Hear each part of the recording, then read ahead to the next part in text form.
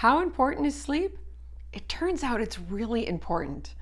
In today's video, I'm going to highlight just how important it is and how getting good sleep can improve our health and maybe help us to manage our MS symptoms too. I'm also going to share how not getting good sleep can have really negative effects on our health. Hello, my dear friends, and welcome.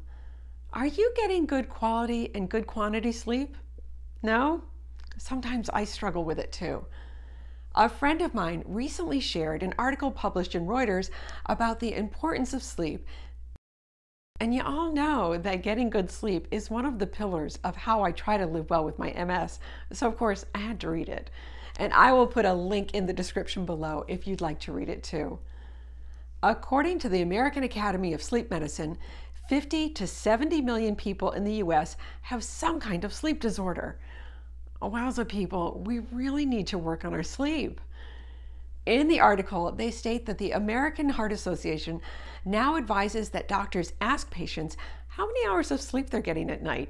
And it's just as important as checking our blood pressure, if we smoke, and asking about our diet and exercise habits. And neuroscientists are finding that when we sleep might be just as important as how many hours we sleep. New research is helping us to understand how the rhythms of our bodies play a role and how we respond to our medical treatments. It is showing that these rhythms may affect how people respond to cancer treatments. These rhythms are called circadian rhythms. Our bodies have a network of timekeeping genes and proteins that have daily cycles. These cycles alternate between rest and activities. They regulate our body systems, including hormones, blood pressure, blood glucose, and our temperature. How cool is that? And did you know that we're genetically programmed to be hungrier in the evening to help us load up on calories before we fast overnight? I've always wondered why we eat more at dinner than we do at other meals.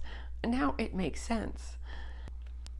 According to neuroscientist Russell Foster, people who live lives synchronized with the body clock are less fatigued, they have better moods, they maintain healthier weights, they gain more benefit from their medications, they think more clearly, and have improved long-term health outcomes.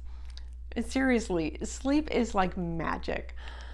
All of our organs have a time of day where they work the best. For example, our kidneys work the best during the day, but nighttime is the best for our brains.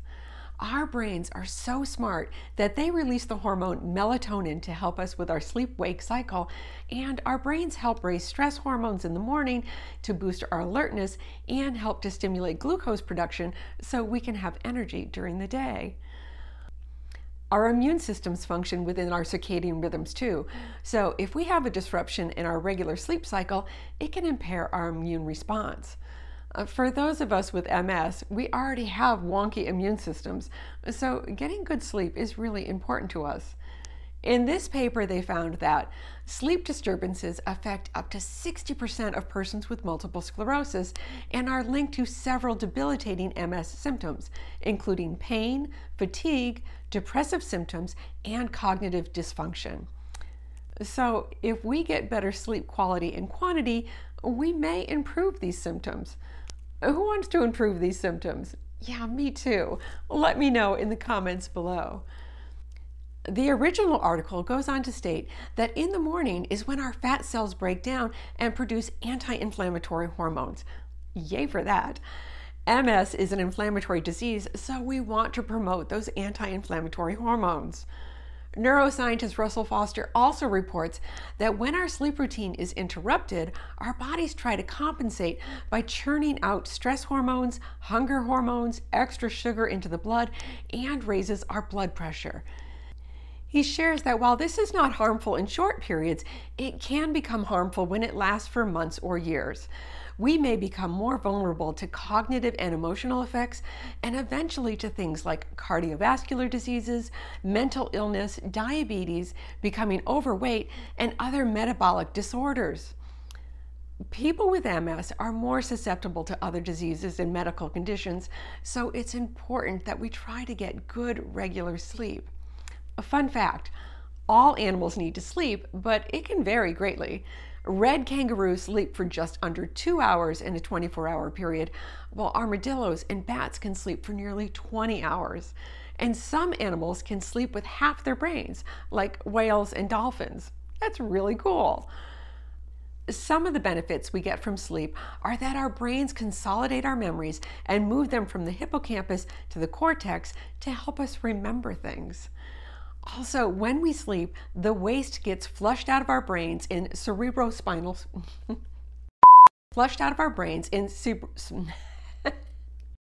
cerebrospinal fluid, she tries to say. Cerebrospinal fluid.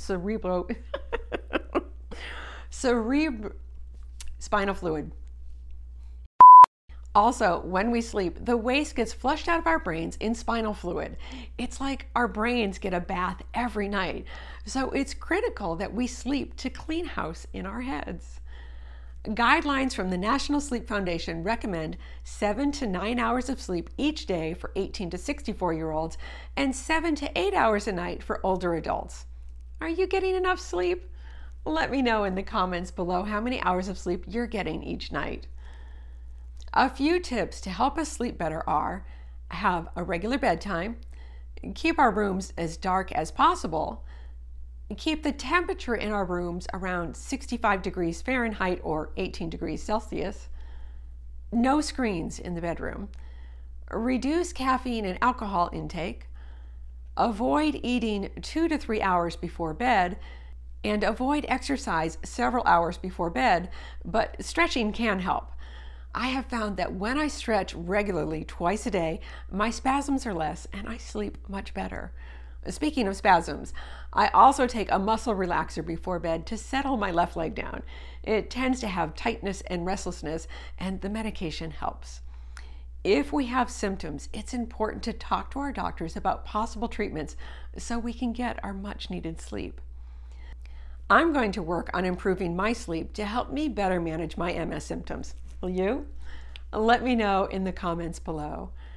Thanks for joining me today. If you enjoyed this video, please give it a like, the thumbs up under the video, and don't forget to subscribe and sign up for my newsletter using the link in the description below. Until next time, be well.